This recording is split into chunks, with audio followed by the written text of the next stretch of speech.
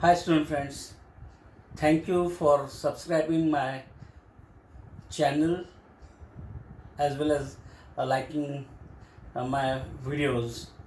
Presenting next video uh, in which I am going to explain how we can obtain the inverse of matrix by Gauss-Jordan method. That's very simple procedure. By following very simple procedure, that procedure is like this. If A is the given square matrix of order n by n, it is square matrix of order n by n, we know that A into A inverse is always equals to identity matrix. Then what we do, we convert this matrix A to identity matrix which is of order n, that is identity matrix of order n, by applying elementary transformation, either row or column. Means if we are using a row transformation, throughout the calculation we have to apply row transformation, or if we are using column transformation, then throughout the calculation we have to apply same column transformation. No mixing of that two is permitted, and the same transformation we have to apply on matrix I, that is the right hand side matrix I.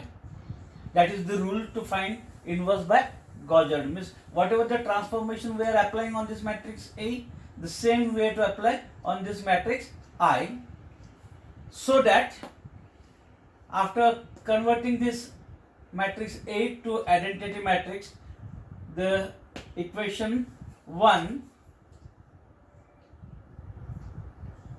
is reduced to equation 2. A matrix A, we are converting it to identity matrix into this A inverse, and as per the property of this, any matrix multiplied by identity matrix, we get same matrix, and therefore we get here A inverse. And to obtain this, we take a combination of matrix A with this matrix I. This is the easiest way to perform the calculation. We are not writing in this form. Instead of that, we take a combination of matrix A and matrix I. And I will explain this complete procedure by solving one simple example.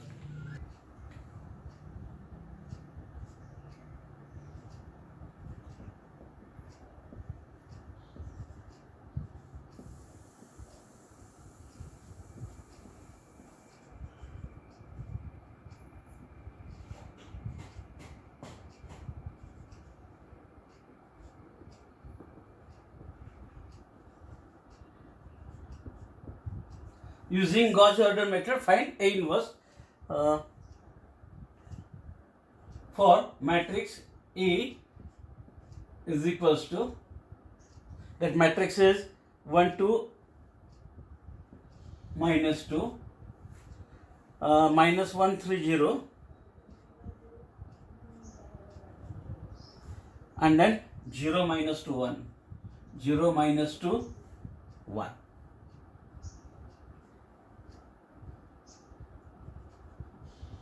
This is the square matrix of order 3 by 3, 3 rows and 3 columns. And then here we have to apply Gauss-Jordan method, a specific method to find the A inverse. Therefore, the first step, we write a combination of matrix A and matrix I, as I have explained previously. And this is nothing but matrix A means 1 2 minus 2 minus 1 3 0 0 minus 2 1, and then separate by a line or dotted line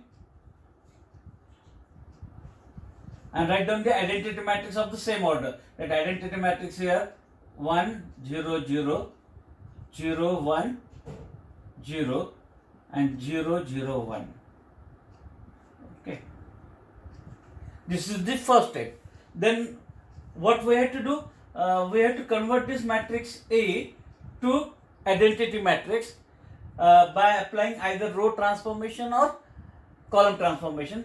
Identity matrix means we have to convert these diagonal elements as 1 1 each, lowest elements to 0, upper diagonal elements to 0, and whatever the transformations we are applying, the same way to apply on this identity matrix or the second matrix.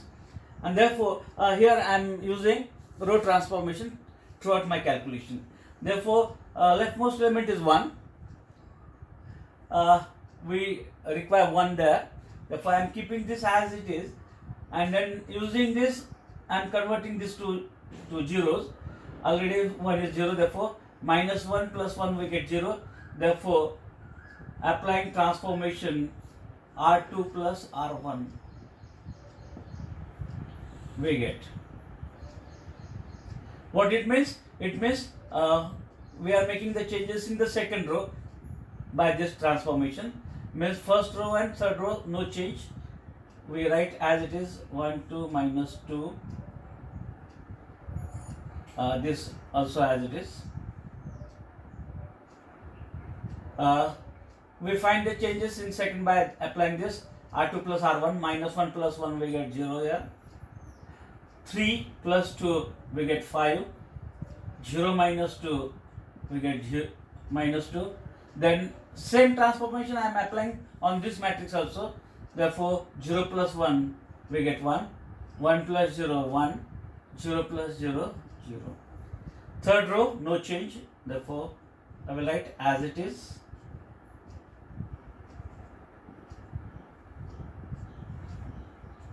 Okay, then we make this element as 1. Therefore two different ways to make it 1, either multiplying it by directly 1 by 5 to get here 1, but that gives you the term minus 2 by 5, 1 by 5, 1 by 5. Try to avoid such type of terms for easy calculation.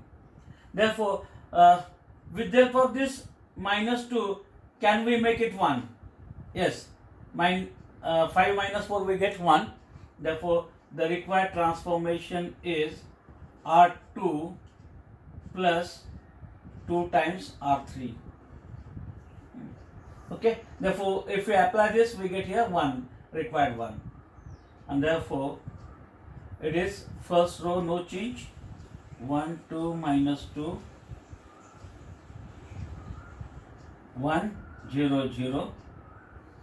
Then second row find the changes by applying this 0 plus 0 we get 0, 5 plus 2 times minus 2 means 5 minus 4 we get 1 here, minus 2 plus 2 times 1 minus 2 plus 2 we get 0 there.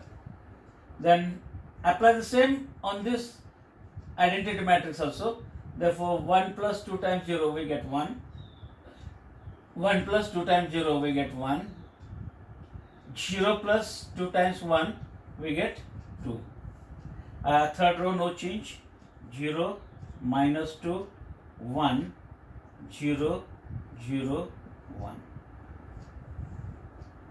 Okay, then after getting second diagonal element 1, use it to make or to convert it to 0, therefore minus 2 plus 2 we get 0, means the transformation required is R3 plus 2 times R2, and therefore if we apply this, it means we are making the changes in third row, means keeping first and second row as it is, no change in it.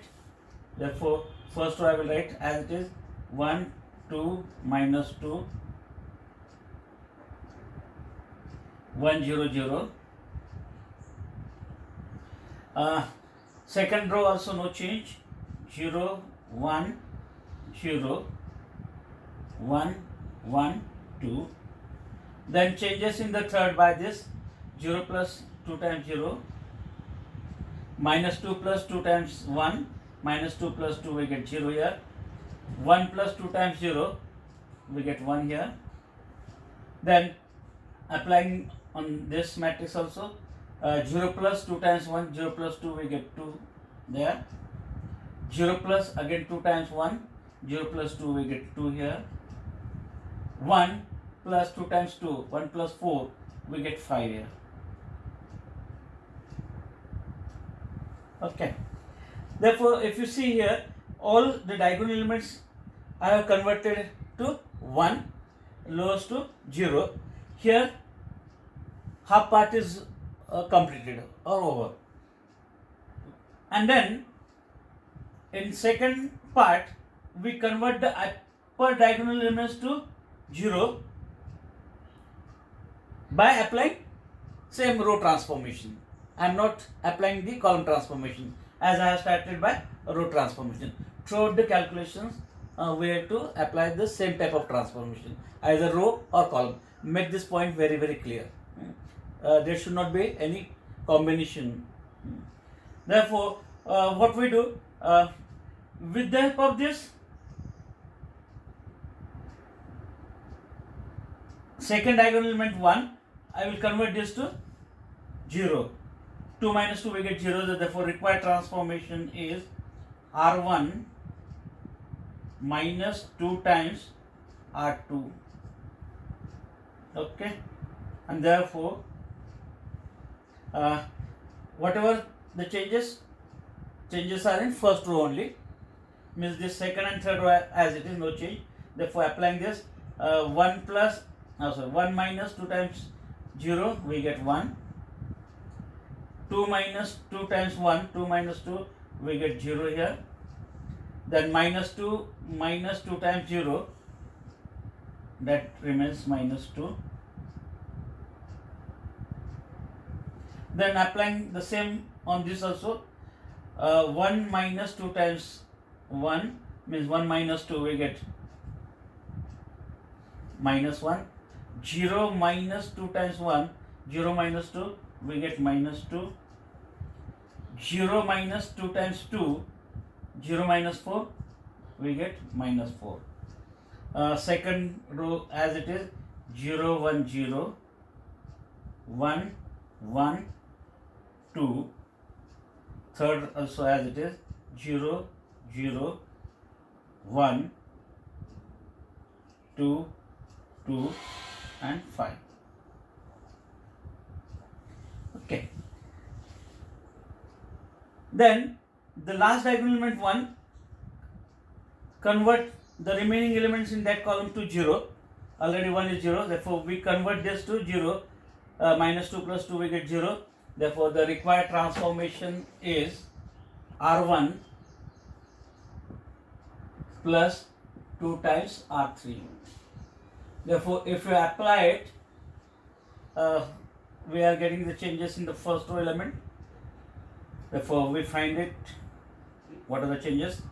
Therefore 1 plus 2 times 0 we get 1, 0 plus 2 times 0 0, minus 2 plus 2 times 1, minus 2 plus 2 we get 0 here.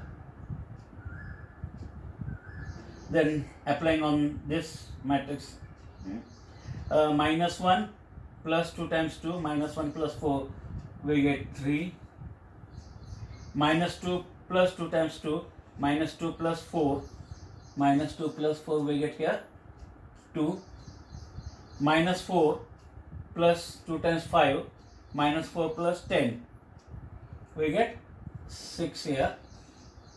Second and third row as it is, no change.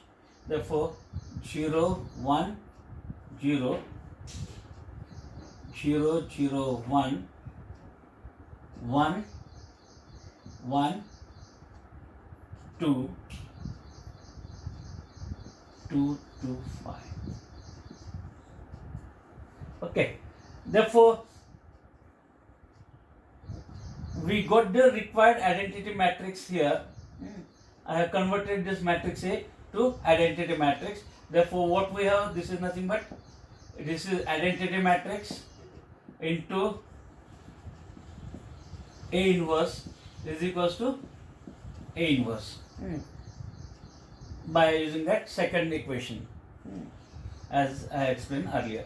And therefore, what is that A inverse? A inverse is this second matrix, and if you multiply these two, we get resultant one as A inverse, and therefore the required A inverse is 3, 2, 6, 1, 1, 2, 2, 2, 5. This is the inverse of that matrix obtained by this Gauss-Jordan method. Therefore, we quickly cross-check whether the obtained answer is correct or wrong by applying the property. What is that known property? A into A inverse. This is we can call as cross-check.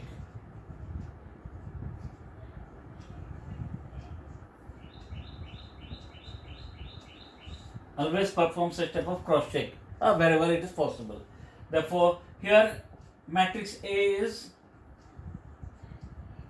1, 2, minus 2, minus 1, 3, 0, 0, minus 2, and 1.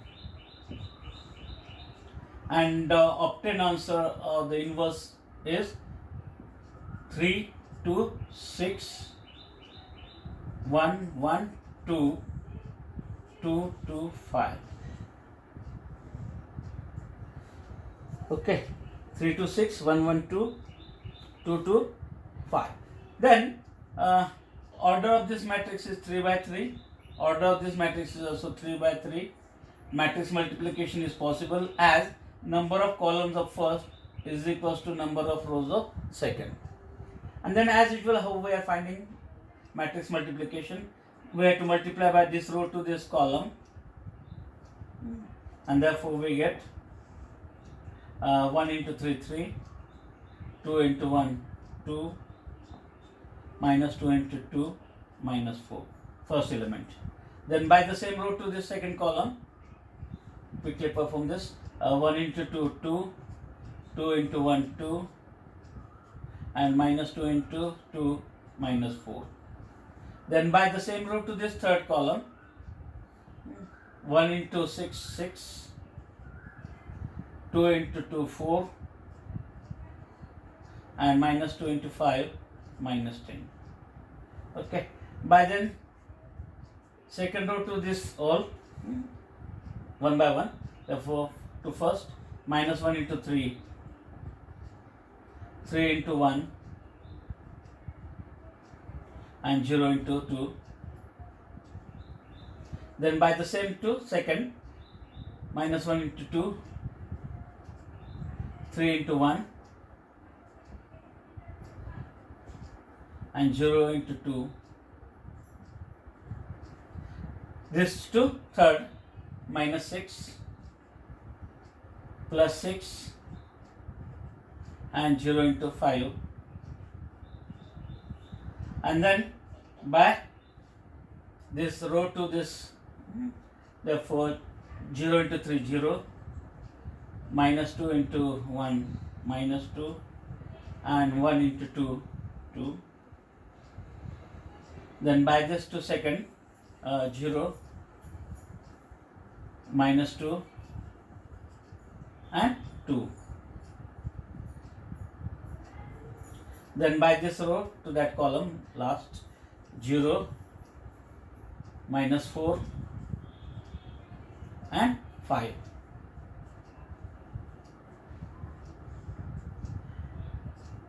And therefore, if you simplify this, 5 minus 4 we get 1, 4 minus 4, 0, 10 minus 10, 0, minus 3 plus 3, 0, 3 minus 2, 1, minus 6 plus 6, 0, minus 2 plus 2, 0, minus 2 plus 2, 0, and 5 minus 4, we get 1.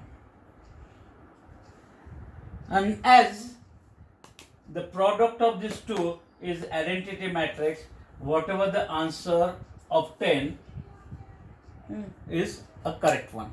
Therefore, always try to perform such type of cross check, so that you can confirm your answer. You can confirm your marks also. Therefore, this is the method to find inverse of that given matrix, and the name of that method is Gauss-Jordan. Okay, I have covered all the points of first unit matrices. First video is about rank. Second video I have explained how to find out the normal form. In third video I have explained how we can solve non-homogeneous and homogeneous linear simultaneous equations. In next video I have explained how we can obtain the characteristic equation, corresponding roots and vectors, and in previous video I have explained how we can use Cayley-Hamilton theorem.